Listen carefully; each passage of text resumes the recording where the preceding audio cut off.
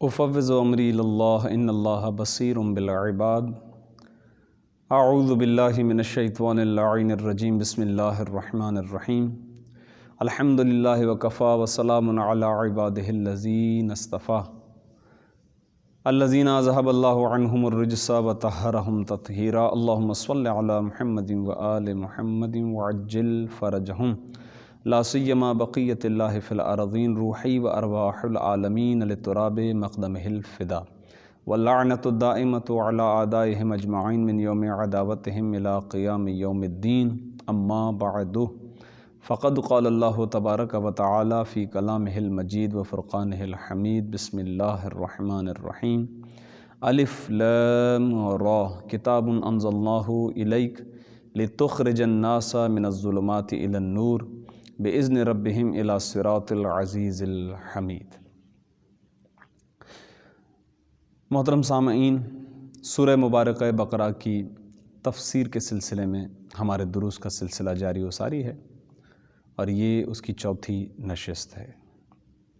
آپ کی خدمت میں کل گفتگو اس مقام پر آ کر رکی کہ وہ کافر کے جن کے لیے عذاب شدید کا تذکرہ کیا گیا، تین صفات کا تذکرہ قرآن نے ان کا بتایا ہے۔ الذین یستحبون الحیات الدنیا علی الآخرہ، وہ ایسے لوگ ہیں کہ جو حیات دنیا سے محبت کرتے ہیں آخرت کے مقابلے میں۔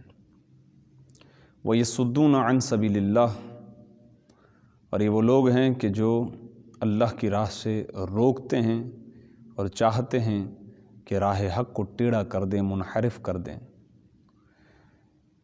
وَأُولَئِكَ فِي ضَلَالٍ بَعِيدٍ، یہی وہ افراد ہیں کہ جو دور کی گمراہی میں ہیں۔ اس ضمن میں ہماری گفتگو آخری حصے میں کچھ منقطع ہوئی ہے، تو وہیں سے سلسلے کو آگے بڑھاتے ہیں۔ کافر افراد آخرت سے محبت کرتے، آخرت کو بیچ دیتے ہیں دنیا کے مقابلے میں، یعنی دنیا ہی ان کا ہم و غم ہے، دنیا سے محبت کرتے ہیں۔ آخرت کی ان کی نظر میں کوئی حیثیت نہیں ہے۔ اس کے مقابلے میں مومن جو ہے وہ ہمیشہ آخرت کی فکر میں رہتا ہے اور اپنا ہر عمل آخرت کو نظر میں رکھ کے انجام دیتا ہے۔ اس کے بعد ارشاد فرمایا کہ یہ روکتے ہیں، اللہ کی راہ پر آنے سے روکتے ہیں اور اللہ کی راہ کو بگاڑ دیتے ہیں۔ اس سلسلے میں ہماری گفتگو اس مقام تک پہنچی تھی کہ بعض افراد یعنی کافر نے کوشش کی ہے لباس کو تبدیل کر کے راہ حق اور راہ خدا کو منحرف کرنے کی، ٹیڑھا کرنے کی بڑی کاوشیں اور کوششیں اس سلسلے میں ہوتی رہتی ہیں۔ سطحی گفتگو حاضرین سے، سامعین سے کہ آپ دیکھیے کہ اہل بیت علیہم الصلاۃ والسلام کے ہی نام پر منحرف عقائد کو بیان کیا جاتا ہے۔ ایسا نہیں ہے کہ یہ آج کے زمانے میں ہو رہا ہے، اس کی مثالیں ائمہ معصومین علیہم الصلاۃ والسلام کے زمانے میں بھی ملتی ہیں۔ لوگ آ جاتے تھے، بیٹھتے تھے، سنتے تھے اور باہر جا کے منسوب کر کے اہل بیت سے غلط باتیں بیان کرتے تھے، کیونکہ یہ کاروبار بھی ایک بہت بڑا کاروبار تھا جس پر اشرفیوں کی تھیلیاں بٹا کرتی تھی۔ ایک صاحب نے ایک حدیث بیان کی تو برابر میں کھڑے ہوئے دوسرے صاحب نے کہا کہ بھئی ہم بھی دور رسول خدا میں تو موجود تھے، ہم نے تو ایسی کوئی حدیث نہیں سنی۔ ان صاحب نے اپنے جیب کی طرف اشارہ کر کے کہا کہ صحیح کہہ رہے ہو، یہ رسول کی حدیث نہیں ہے، یہ ابھی میرے جیب سے نکلی ہوئی ہے۔ تو یہ اس کا ایک بازار گرم تھا کہ جو بھی اس طرح بنا کر دے ہمیں، اس کے لیے ہمارے پاس انعامات ہیں۔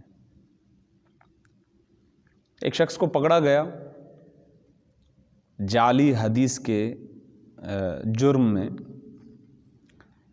اور سزا یہ سنائی گئی کہ اسے پھانسی دے دی جائے گی۔ جب اسے دار پر لٹکایا جا رہا تھا، پھانسی دی جا رہی تھی، تو وہ مسکرا رہا تھا. اسے پوچھا گیا بھائی یہ تو وقت موت ہے، اچھوں کے جو ہے وہ پسینے چھوٹ جاتے ہیں، یہ تم ہنس رہے ہو؟ کہا میں سوچ رہا ہوں کہ تم مجھے جو سزا دے رہے ہو وہ میرے جرم کی وجہ سے دے رہے ہو، اور جرم یہ ہے کہ میں نے حدیثیں گھڑی ہیں، حدیثیں بنائی ہیں. مجھے تو مار دو گے، میں تو مر جاؤں گا، لیکن ان 30,000 حدیثوں کا کیا کرو گے جو تمہارے درمیان رائج ہو چکی ہیں، جو تمہارے درمیان پھیل چکی ہیں؟ ان دونوں باتوں کو اپنے ذہنوں میں رکھیے گا. راہ خدا سے ہٹانا، راہ خدا کو منحرف کر دینا. کافر یہ کاوش کرتا ہے، کوشش کرتا ہے. کوئی بھی سامنے سے آ کر آپ کو برا بھلا کہے، اس کی کیا شامت آئی ہے کہ وہ ایسا کرے گا؟ کون ہے کہ جو توہین پروردگار کرے؟ کون ہے کہ جو توہین رسالت کرے؟ کون ہے کہ جو توہین ائمہ معصومین کرے؟ ایسا کرنے سے بس تلواریں اٹھیں گی، قتل ہو جائے گا، 2 4 کہانی ختم. اس سے بڑا کام کافر کر رہا ہے، اور وہ یہ کہ راہ خدا سے روکے، راہ خدا کو منحرف کرے. تو گھڑا گیا، ایک کاروبار بنایا گیا لوگوں کے عقائد کو مسخ کرنے کے لحاظ سے، لوگوں کے عقائد کی صورت تبدیل کر دی جائے. یہ اسی کا ایک مصداق ہے جو آپ معاشرے کے اندر دیکھ رہے ہیں کہ اتنے مذاہب موجود ہو گئے، اتنے جو ہے وہ فرقے ہیں. یہ انہی عقائد کے مسخ ہونے کی وجہ سے ہو گیا. کوئی ادھر چلا گیا، کوئی ادھر چلا گیا، کوئی ادھر جا رہا ہے، کوئی ادھر جا رہا ہے. ان کے اندر تفرقہ پھیلایا گیا ہے، ایک ماحول کریٹ کیا گیا ہے. رائے حق کیا ہے سمجھ میں ہی نہیں آئے گا. یہ کوشش کی گئی ہے باقاعدہ. جبکہ رسول اسلام ہمارے لیے بہت بہترین انتظام کر کے گئے تھے. ہمیں چاہیے کہ ہم اسی انتظام پر باقی رہیں، اس لیے کہ اگر ہم اسی اہتمام و انتظام پہ باقی رہیں گے تو ہمیں یہ سازشیں کبھی بھی روک نہیں پائیں گی. آپ نے ارشاد فرمایا انی تارک فیکم الثقلین کتاب اللہ وعطرتی اہل بیتی. میں تمہارے درمیان 2 چیزیں چھوڑے جا رہا ہوں، ایک قرآن ہے، ایک اہل بیت ہیں، میری عطرت، میرے اہل بیت. اور پھر یہ چھوڑے جا رہا ہوں تو اب قیامت تک کے جو افراد، جو انسان آنے والے ہیں، ان کے لیے اصول وضع کیا ہے رسول اسلام نے. ما ان تمسکتم بہما، جب تک قرآن اور اہل بیت سے جڑے رہو گے، متمسک رہو گے، ان کے دامن کو تھامے رہو گے، لن تضلوا بعدی. رسول اسلام گارنٹی دے رہے ہیں میرے بعد کبھی بھی تمہیں گمراہی نہیں دیکھنی پڑے گی، کبھی تم گمراہ نہیں ہوگے. لن تضلوا بعدی. انہما فانہما لن یفترقا حتی یرد علی الحوض. اور یہ دونوں یعنی قرآن اور اہل بیت بھی کبھی ایک دوسرے سے جدا نہیں ہوں گے یہاں تک کہ حوض کوثر پر میرے پاس آ جائیں گے. ایک اصول رسول اسلام نے وضع کر دیا. انہیں معلوم تھا کہ میرے بعد کیا کیا ہونے والا ہے اور کیا کیا ہوگا، تو انہوں نے اپنی ذمہ داری پوری کی کہ جو ان پر واجب ہے. آج نہیں معلوم کیسے لوگ یہ دلیلیں گھڑ لیتے ہیں کہ بھئی حالات جو ہے وہ خراب ہو گئے تھے اور مسلمانوں کے درمیان فرقہ ہو جاتا، لہٰذا یہ صورت اختیار کی گئی. بھائی آپ کو معلوم تھا، نعوذ باللہ من ذالک، رسول خدا کو بعد کے حالات کے بارے میں کچھ پتہ نہیں تھا. ان کی ذمہ داری نہیں تھی کہ وہ راہ حق کو واضح کر کے جائیں. آپ زیادہ عقل رکھنے والے ہو گئے، نعوذ باللہ من ذالک. رسول خدا کو نہیں پتہ تھا، ان کو عقل نہیں تھی اس سلسلے میں کہ میرے بعد میری امت کا کیا ہوگا. انہیں کوئی پریشانی نہیں تھی، آپ کو پریشانی ہے ساری. بہت اہم بات ہے. وہاں سے یہ سلسلہ چل رہا ہے. مجھے آج کے زمانے سے تھوڑا سا ملانا ہے جو کل بات رہ گئی تھی، تو وہاں سے ایک سلسلہ چل گیا. لیکن وہ افراد کے جنہوں نے اہل بیت کے دامن سے متمسک رہے، توحید کا اصل رنگ ان کے پاس موجود ہے. کبھی نہج البلاغہ کا مطالعہ کریں، نہج البلاغہ میں آئیے اور پڑھیے کہ توحید کیا ہے، نبوت کیا ہے، ولایت کا نظام کیا ہے، انسان کیا ہے، راہ حق کسے کہتے ہیں، زندگی کا راستہ کیسے ہے، یہ اہل بیت ہیں جو بتا رہے ہیں، اور ان کی ذمہ داری ہے، اسی لیے کہ رسول نے ان کو چھوڑا ہے ہمارے پاس، تو وہ بتائیں گے۔ قرآن اہل بیت کے ساتھ، اہل بیت قرآن کے ساتھ، یہ ہے راستہ، یہ ہے سبیل خدا، یہ ہے راہ حق۔ کافر کا ٹارگٹ یہی ہے کہ وہ کسی طریقے سے اس راستے سے ہٹا دے ہمیں۔ یہی سبیل خدا ہیں، انہی سے ہٹانا مقصود تھا کافر کا، یا اسے منحرف کر دیں، یہ ایک بہت بڑا قدم تھا۔ وہ کیا ہے کہ ایک طریقہ تو یہ ہے، دوسرا طریقہ یہ تھا کہ اب ہمارے درمیان یہ باتیں ہو گئی ہیں، اور خدا ہمیں انشاءاللہ ان سے محفوظ رکھے گا، کہ ہمارے اندر کے عقائد کو خراب کرنے کی کوشش کی جا رہی ہے، یعنی تشیع کے اندر اہل بیت کی حقیقت کیا ہے، اس سلسلے میں بحث ہو جاتی ہے۔ عجیب عجیب مسائل سامنے آ جاتے ہیں، نہ کبھی سنے تھے نہ کیا۔ بزرگان بھی گواہی دیتے ہیں، ہمارے بزرگ علماء بھی، پہلے تو یہ کبھی ہم نے باتیں نہیں سنی۔ یعنی آج کے زمانے تک وہ کوششیں اور کاوشیں جاری و ساری ہیں، ان کی صورتیں بدلتی رہتی ہیں، ان کے حالات بدلتے رہتے ہیں۔ تو بہرحال یہ کافر کی کوشش ہے کہ وہ راہ حق سے ہٹاتا ہے، یا راہ حق کی صورت ایسی تبدیل کر دیتا ہے تاکہ لوگ دھوکہ کھا جائیں۔ تو ہمیں چاہیے کہ ایسے وقت میں، اب آپ کے سامنے ایک کتاب آ گئی جس میں لکھا ہوا ہے کہ قال رسول اللہ، رسول خدا نے ارشاد فرمایا۔ آگے ایک ایسا جملہ لکھا ہوا ہے جو آپ خود بھی پریشان ہو گئے کہ رسول ایسے کیسے فرما سکتے ہیں، لیکن پیچھے لکھا ہوا قال رسول اللہ۔ میں اور آپ نہ اس زمانے میں تھے، ہمیں تو کوئی پتہ نہیں ہے، نہ ہمارے پاس اتنا علم ہے کہ ہم اس حدیث کو پرکھ سکیں۔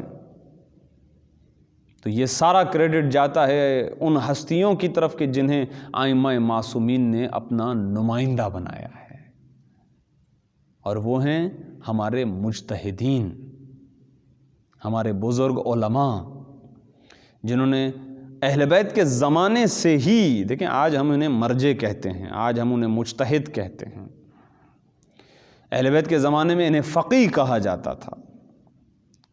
حضرت امام حسین، حضرت حبیب ابن مظاہر کی گفتگو، وہ خط آپ نے، اگر آپ نے پڑھا ہو مختصر سا خط جو امام حسین نے کربلا میں ہوتے ہوئے حضرت حبیب کی طرف لکھا ہے، تو اس میں یہ لکھا ہوا ہے الی الرجل الفقیہ، انہیں فقیہ کہا جاتا تھا۔ پھر ایک ایک کر کے ائمہ معصومین کے زمانے میں کبھی پوچھنے والے نے پوچھا، مولا وہ ہمیں کبھی کوئی مسئلہ پہ، آپ نے کہا وہ تمہارے وہ مسجد میں سامنے فلاں شخص، اس کے پاس کیوں نہیں جاتے ہو، رجوع سکھایا ہے۔ امام موسیٰ کاظم کے زمانے کے بعد گویا تقلید کی ایک پریکٹس ہے، بتایا گیا ہے کہ کیسے آپ کو رجوع کرنا ہے، بس جس کی طرف رجوع کیا جاتا ہے اسے مرجع کہا جاتا ہے۔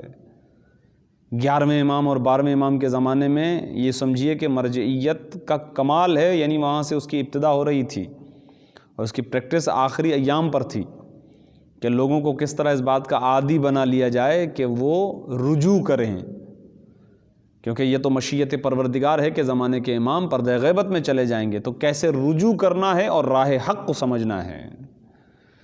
میں آپ کی خدمت میں ایک مثال دی کہ ایک شخص نے کہا کہ وہ جو میں نے 30,000 حدیثیں جو بنائی ہیں ان کا کیا کرو گے، 1,00,000 ایسی بہت ساری مثالیں موجود ہیں کہ حدیثیں گھڑی گئیں۔ یہ ایسا نہیں ہے کہ اہل بیت کے ماننے والے ہیں اسی لیے ہم اس طرح کی باتیں کر رہے ہیں، یہ متفق علیہ ہیں کہ حدیثوں کو گھڑنے کا ایک کاروبار تھا، اور ہر مکتب فکر نے حدیثوں کو کھنگالا ہے کہ یہ حدیث صحیح ہے یا غلط ہے یا ضعیف ہے۔ یہ نام جو آ رہے ہیں یہ اسی لیے آ رہے ہیں کیونکہ راہ حق کو منحرف کرنے کے لیے یہ کوششیں کی گئی، یہ کاوشیں کی گئیں۔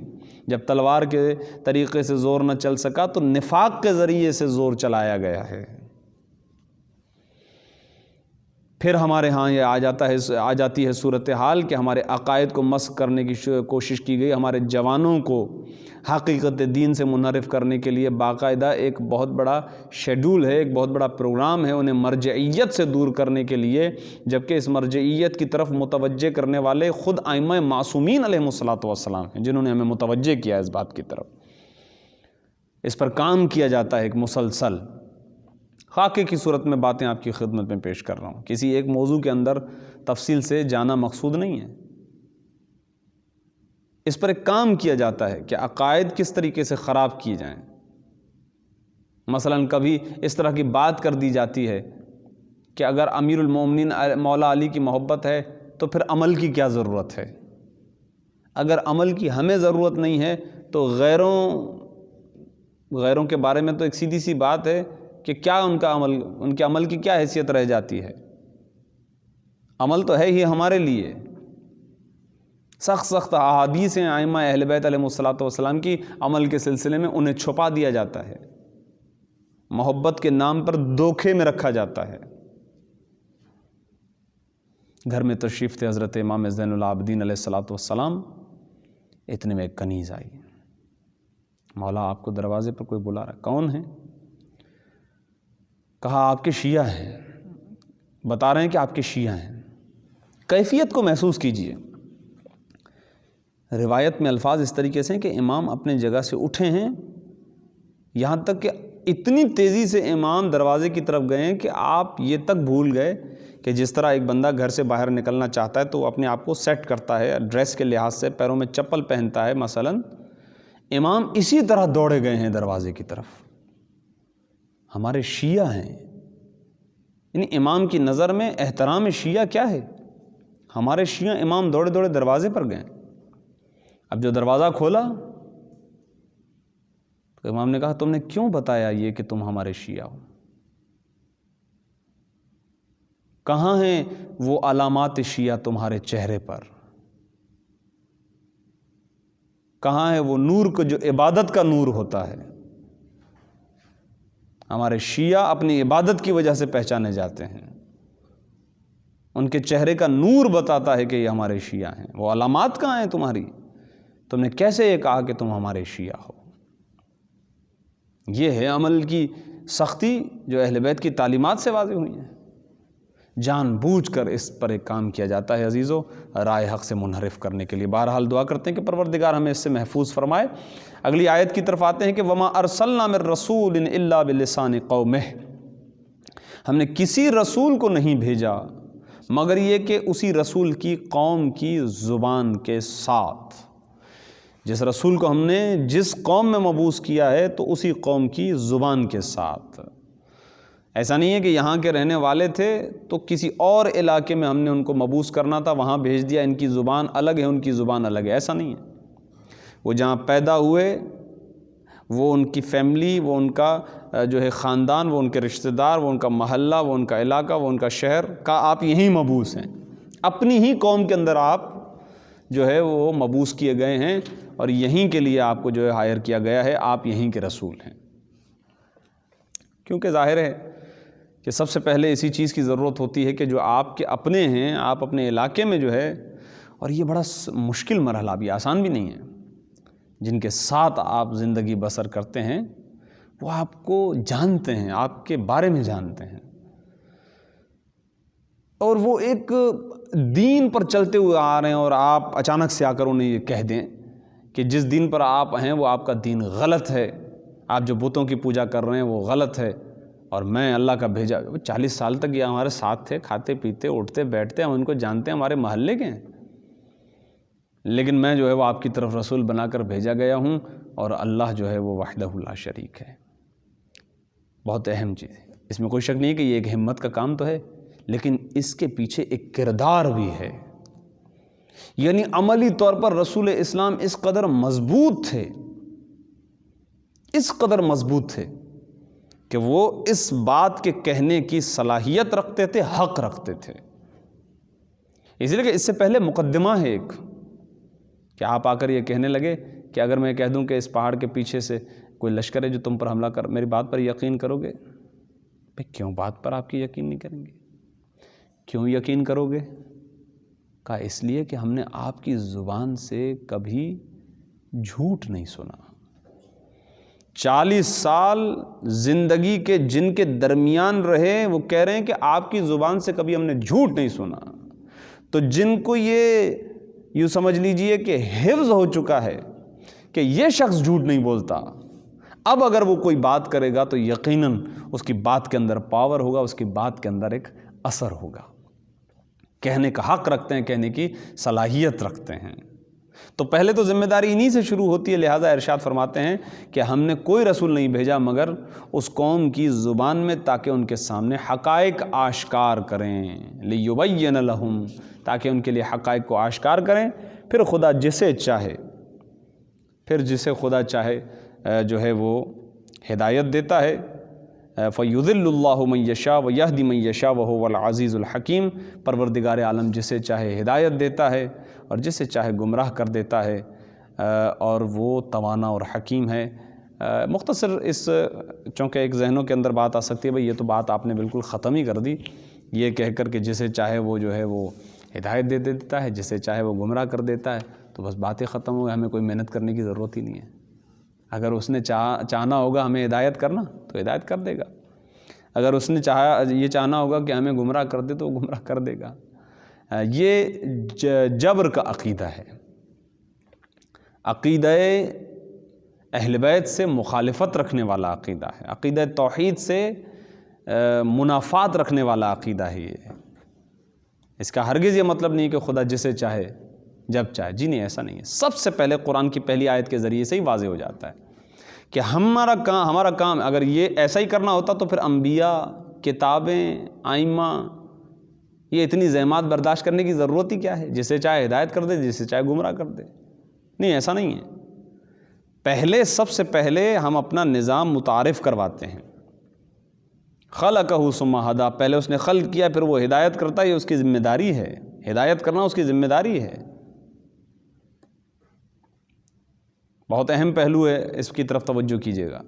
ہدایت ہماری ذمہ داری ہے، ہم نے خلق کیا ہے، ہم ہی ہدایت کریں گے۔ ہم پیغام دے دیتے ہیں، ہم راستہ بتا دیتے ہیں۔ انا ہدیناہ السبیل اما شاکرا و اما کفورا، متعدد قرآن کی آیات ہیں جو میرے ذہن میں ہیں، بہرحال میں ایک مفہوم کی طرف جا رہا ہوں، آگے جانا ہے کہ ہدایت ہماری ذمہ داری، ہم نے خلق کیا، ہم نظام بتائیں گے کہ تمہیں زندگی کیسے گزارنی ہے۔ اب وہ کون ہے کہ جو نظام کو قبول کرنے کے لیے تیار ہے؟ جو نظام کو قبول کرنے کے لیے تیار ہے، ہدایت کے انتظام کو قبول کرنے کے لیے تیار ہے، وہ مستحق ہدایت بن جاتا ہے۔ جب وہ مستحق ہدایت بن جاتا ہے تو پھر پروردگار عالم اسے ہدایت کرتا رہتا ہے۔ ہدایت ایسا تو نہیں ہے نا کہ ایک انجیکشن لگ گیا اور اس کے بعد آپ کو مل گئی، ایسا تو نہیں ہے۔ جہاں سے آپ پر تکلیف بار ہوتی ہے کہ آج کے بعد آپ مکلف بے ہیں، آج کے بعد آپ مکلف ہیں، پروردگار عالم کے آپ کی طرف احکامات ہیں، وہاں سے لے کے شیطان بھی آپ کا دشمن ہونے لگ جاتا ہے، وہاں سے لے کر وقت موت، یہاں تک کہ آخری گھڑی جس کے لیے ہم دعا کرتے ہیں پروردگار ہمارا خاتمہ بالخیر فرما۔ ایسا تو نہیں ہے کہ بس ایک انجیکشن لگ گیا ہدایت مل گئی، ایک جملے سے ہدایت مل گئی۔ ہر لمحے ایک ایک قدم پر آپ کو ہدایت کی ضرورت ہے، یہاں تک کہ آخری سانس تک بھی۔ تو جس نے نظام کو قبول ہی نہیں کیا، ہدایت کے انتظام کو، رسول لے آئے، کتاب انزلنا، ہم نے کتاب تم پہ نازل کی ہے، تم ان کو نکالو ظلمات سے نور کی طرف، رسول اسلام آ گئے، یہ ہے دین، یہ ہے انتظام ہدایت، یہ ہے اچھا، یہ ہے برا، یہ ہے حلال، یہ ہے حرام، یہ ہے جائز ہے، یہ ناجائز، ساری چیزیں بتا دی، واضح ہے سب کچھ۔ اس کے بعد جس نے قبول کیا وہ مستحق بن جاتا ہے کہ پروردگار عالم قدم قدم پر اس کی ہدایت کرتا رہے۔ اور جو انتظام کو قبول کرنے کی صلاحیت نہیں رکھتا، وہ چاہتا نہیں ہے قبول کرنا، تو پروردگار عالم اسے اس کی حالت پر چھوڑ دیتا ہے۔ یہ بہت بڑا عذاب ہے، یہ جو ابھی بیان کی جا رہی ہے، جسے چاہے وہ گمراہ کر دیتا ہے، اس کا مطلب یہ ہے کہ اب وہ مستحق نہیں رہتا، اب اسے اس کی حالت پر چھوڑ دیا جاتا ہے۔ رسول اسلام کی جتنی دعائیں ہیں ان دعاؤں میں سے ایک دعا ہے، آپ ارشاد فرماتے ہیں کہ اے پروردگار ایک لحظے کے لیے بھی مجھے اپنی حالت پر نہ چھوڑ دینا، ہر لحظے، ہر لمحے، ہر ساعت، ہر گھڑی تیری رحمت میرے شامل حال رہے۔ کوئی ایسا وقت نہ ہو کہ جس میں تیرا کرم، تیری رحمت، تیری توجہ مجھ سے ہٹ جائے۔ اگر تیرا رابطہ مجھ سے منقطع ہو جائے تو کیا رہ جائے؟ تو ضرورت ہے ہر وقت ہدایت کی، ایک ایک لمحے کے لیے، ایک ایک گھڑی کے لیے ضرورت ہے۔ لہٰذا اس سے مراد جملے کی مختصر وضاحت آپ کی خدمت میں پیش کی ہے کہ وہ جسے چاہے، یضل اللہ من یشاء ویہدی من یشاء، جسے چاہے پروردگار عالم جو ہے وہ ہدایت دیتا ہے، جسے کرنا چاہے گمراہ کر دیتا ہے۔ وَهُوَ الْعَزِيزُ الْحَكِيمُ، وہ پروردگار ہے کہ جو غلبہ پانے والا ہے۔ لفظ عزیز کی وضاحت پہلے آ چکی ہے۔ الحکیم، وہ ایسا پروردگار ہے کہ جو حکیم ہے۔ مختصر یہ کہ حکیم اس ذات کو کہتے ہیں کہ جس کا ہر عمل مصلحت والا ہوتا ہے، اس کے اندر کوئی اچھائی ہوتی ہے، اس کے اندر کوئی خوبی ہوتی ہے، وہ فضول کام نہیں کرتا۔ حکیم کا مطلب یہ ہوتا ہے۔ اس کی مثال آسان ہے، نوجوانوں کے لیے تو بہت ایزی ہے یہ مثال سمجھنا۔ بھئی کیا کر رہے ہیں آپ؟ بھئی ٹائم پاس کر رہے ہیں۔ یہ ایک مشہور جملہ ہے۔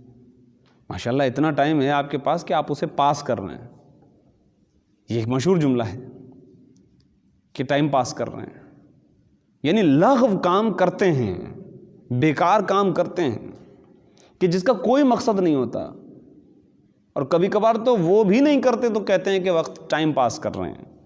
تو اب سمجھ میں آیا کہ لغو کام، بیکار کام، کوئی مقصد نہیں۔ کیا کر رہے ہیں آپ؟ یہ آپ کیا کر رہے ہیں؟ ہم وقت کو پاس کر رہے ہیں، ٹائم کو پاس کر رہے ہیں۔ اہل بیت علیہم الصلاۃ والسلام نے ہمیں سکھایا ہے، ہمیں سمجھایا ہے کہ وقت کو کس طریقے سے اور اعمال کو کس طریقے سے مصلحت والا بنایا جائے۔ الحکیم یعنی وہ پروردگار کے جس کے ہر عمل میں، ہر فعل کے اندر حکمت پوشیدہ ہے۔ ارشاد ہوتا ہے وَلَقَدْ أَرْسَلْنَا مُوسَىٰ بِآيَاتِنَا أَنْ أَخْرِجْ قَوْمَكَ، بہت اہم پہلو ہے۔ اس سے پہلے رسول اسلام سے ارشاد ہوا، گفتگو ہوئی کہ آپ پر ہم نے کتاب کو نازل کیا ہے، پھر ایک اصول وضع فرمایا ہے، اور اس کے بعد حضرت موسیٰ کے تذکرے کی طرف آ رہے ہیں۔ وَلَقَدْ، بالتحقیق ہم نے موسیٰ کو بھیجا، بِآيَاتِنَا، اپنی آیات کے ساتھ بھیجا۔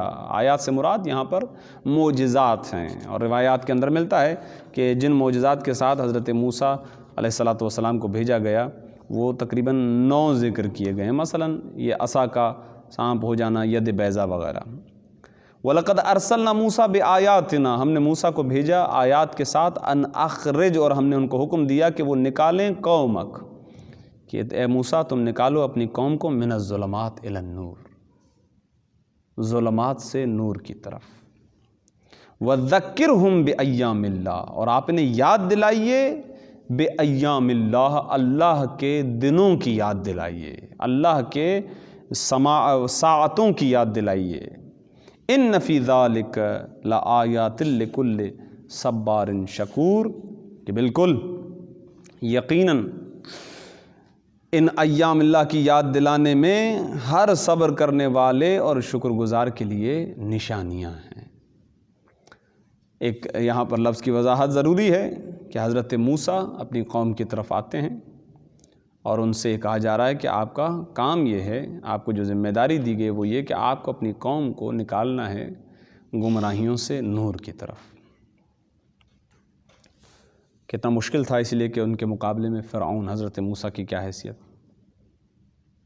فرعون ایک بہت بڑا بادشاہ، حکومت اس کے ہاتھ میں ہے، سخت طرح کا ایک ظالم انسان، اور حضرت موسیٰ کے عجیب کپڑے اور پاؤں کے اندر شکستہ نعلین، اور آپ جو ہے وہ فرعون کے سامنے آتے ہیں اور کہتے ہیں کہ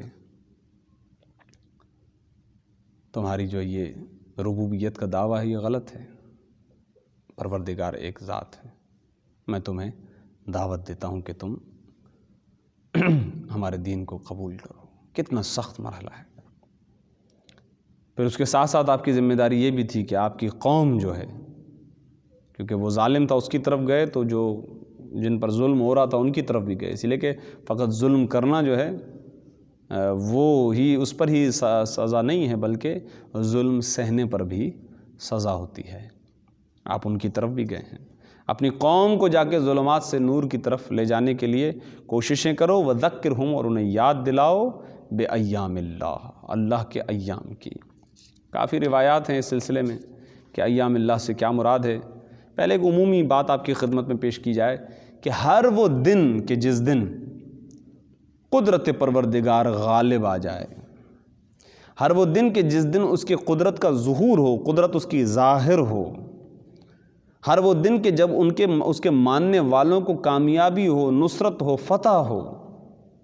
یہ تو اچھائی کے پہلو ہیں، دوسرا پہلو بھی مفسرین نے بیان کیا کہ ہر وہ دن کہ جس دن ان کو پروردگار عالم ان کے مقامات کو بلند کرنے کے لیے کسی امتحان میں ڈالے، کسی سختی سے دوچار کرے، تاکہ ان کے صبر کا امتحان لیا جائے اور اس کے ذریعے سے دیکھا جائے کہ آیا یہ کس طرح اس مشکل سے آگے بڑھتے ہیں اور اپنے ایمان میں اضافہ کرتے ہیں۔ ان کو ایام اللہ سے تعبیر کیا گیا ہے۔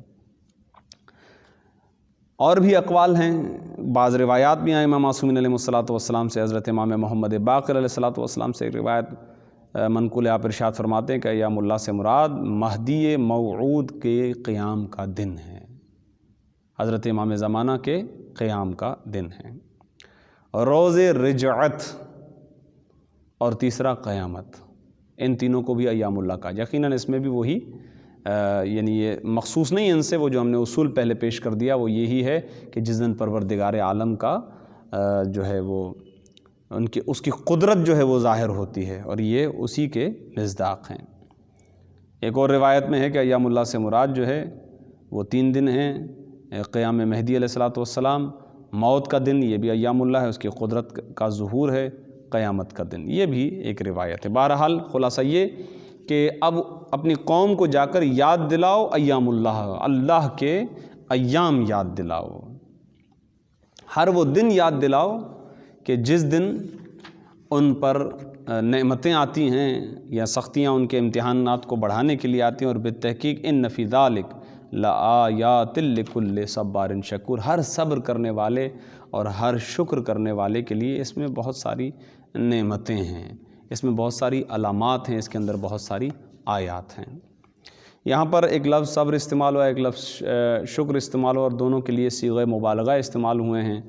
صبار بہت بڑے صبر کرنے والے کو کہا جاتا ہے، شکور بہت زیادہ شکر کرنے والے کو کہا جاتا ہے، اور یہ چاہے خوشی کا عالم ہو ایام اللہ، چاہے جو ہے وہ سختی کے عالم میں ہو ایام اللہ، دونوں صورتوں میں ان 2 خصلتوں اور صفتوں کو رکھنے والے افراد جو ہے وہ بہترین انداز میں اس کو نبھاتے ہیں، یعنی اگر ان پر مشکل آتی ہے تو وہ صبر کرتے ہیں، اور اگر ان کے لیے آسانی آتی ہے تو وہ شکر کرتے ہیں۔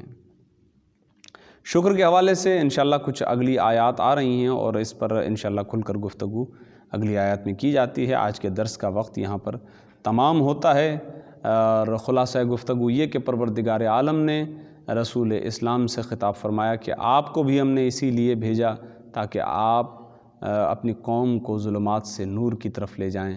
پھر حضرت موسیٰ کا تذکرہ آ رہا ہے کہ حضرت موسیٰ کو بھی ہم نے یہ حکم دیا کہ آپ ان کو ظلمات سے نور کی طرف لے آئیں۔ دعا کرتے ہیں پروردگار عالم سے کہ ہمیں قرآن مجید کی تعلیمات کو سمجھ کر اس پر عمل کی توفیق عطا فرمائے، اور بالخصوص ماہ رمضان المبارک میں اپنی سب سے زیادہ توفیق عبادت نصیب فرمائے، حضرت امام زمانہ کے ظہور میں تعجیل فرمائے، اور ہمیں امام کے اعوان و انصار خاص میں شمار فرمائے۔